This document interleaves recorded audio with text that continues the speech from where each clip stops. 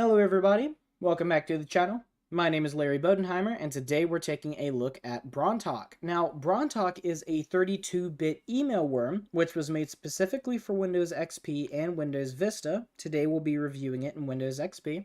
If we take a look up here at the malware, we can see that it has a folder icon, but it also has .exe at the end of the name, as we have show extensions turned on. If we go to, I don't know, My Documents and go to Tools, we can see that the folder options option is still here. And we go to View, we can see that Show Hidden Files and Folders is turned on, while Hide Extensions for Known File Types is turned off. If we go up to Desktop and go to My Computer, Local Disk, and Windows, we can see that we can see the INF folder, as well as the Windows Shell.manifest file. And finally, let's go ahead and run the malware and see what changes. So we see what looks like the legitimate My Documents folder, and we can see the hourglass next to the cursor, so it's clearly doing something in the background. Now if we go to Desktop, it does seem to be the legitimate My Documents folder that was open, so that's fine. We'll go ahead and close that, and let's take a look at our Windows directory. We can see that that INF folder and the shell.manifest file is gone. However, it's not actually been deleted. We're just not able to see it. If we go to Tools, we can see that the folder options option was disabled. Now, sometimes it doesn't get disabled until you restart the computer, and sometimes it gets disabled immediately. If it hadn't been disabled, we would have been able to go back in and show the extensions and show the hidden items once again. However, it would reset those settings once we restart the computer anyway, so it's not like much was really lost there. We'll go ahead and minimize this and refresh the desktop.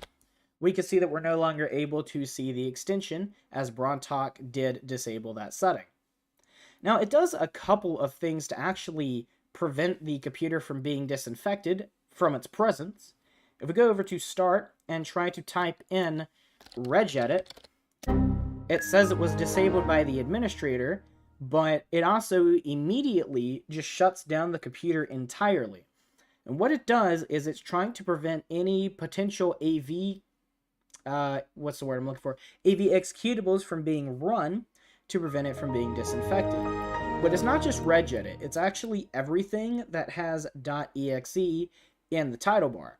So one way to show this off really well is going to Internet Explorer, as for some reason, whenever you typed something into Internet Explorer, it would show your entire search result in the title bar. So we will go ahead and type, let's do like google.com. It immediately loads google.com, no problem, right? Okay, but it's not showing the actual search result, as it's not in the title bar. It wasn't a real search result, it just went directly to the website. So we'll try google.com in the actual search engine. Yes, that's fine. Google.com, no problem. Let's try something else. Let's try, I don't know, balls.exe. We type that in, and immediately, it doesn't do anything.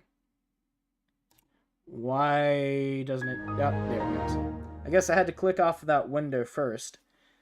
But it's not just Internet Explorer, and it's not just regedit.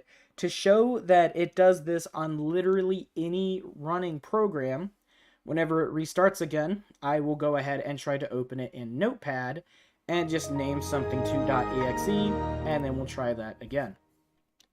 So let's go ahead and open Notepad. Notepad. Okay, there's an easier way to get to it than me trying to figure out Windows XP. Or is there? Let's go up. My computer. Now you guys get to watch me flounder with an older operating system. Windows, and I know Notepad's here. So we'll open Notepad, and we're going to save this as a new file. We'll save it to the desktop, and we will name it balls.exe. So we save it, and it's not showing the .exe. Okay, then we'll try to save as, and we'll do just .exe. It saves as .exe, and immediately the machine restarts again. So that's going to be about it for Brontok. It doesn't necessarily do anything too malicious. All you'd really have to do is boot up in safe mode and delete the file from your computer, and maybe once you're in safe mode, install an AV product to actually remove it for you. Okay. That's a nice little side effect of the text files I created, I guess. But anyway, that's going to be it for Brontok. I hope you guys did enjoy. If you did, please make sure to leave a like and comment and subscribe if you're new. My name is Larry Bodenheimer. You guys have been amazing, and I will see you in the next one.